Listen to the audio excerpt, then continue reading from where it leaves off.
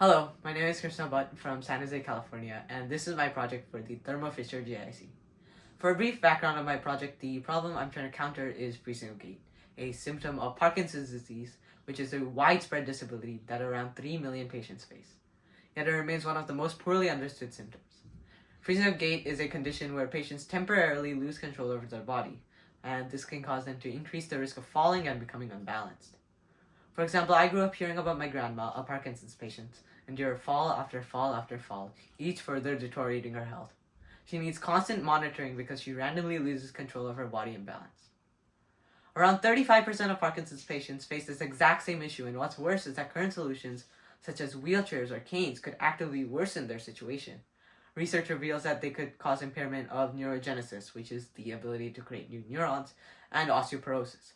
This is because the mobile aids put the users in certain positions that limit blood flow and aerobic exercise, leading to the issues stated. These issues drove me to develop a more effective alternative. My approach utilizes the concept of center of mass to change the user's position and let them automatically regain balance during freezing of gait. I designed motorized pendulums, as seen here, constructed specifically to exert the minimum force required on the user by accounting for their weight, their height, their inclination, and many more factors while maintaining efficacy. So essentially, when the user is unbalanced, the weight is moved in the opposite direction of their tilt in order to offset the patient's center of mass back over their feet. The system is also highly intuitive and adaptive by utilizing a GRU-based neural network. This means that the model is less computationally expensive, allowing it to be run on a mobile device more effectively and with less delay for real-time results.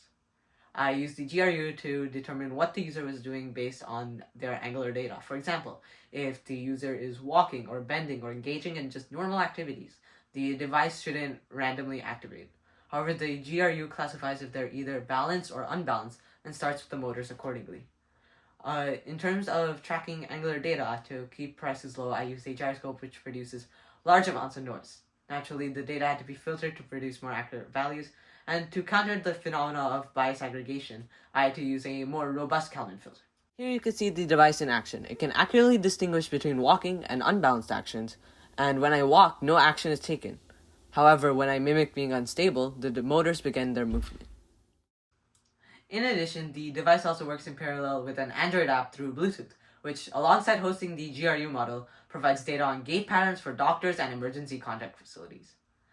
The device is estimated to be around $40 in production, a vast improvement from the $100 of the cheapest wheelchairs, making the product more accessible to everyone. Estimates also show that it has a predicted fall rate half of that of canes, and an exercise rate 4 times that of wheelchairs, making it an effective trade-off between safety and exercise. The device can reduce fall rates without negative impacts and has the potential to improve the lives of millions of people. Thank you.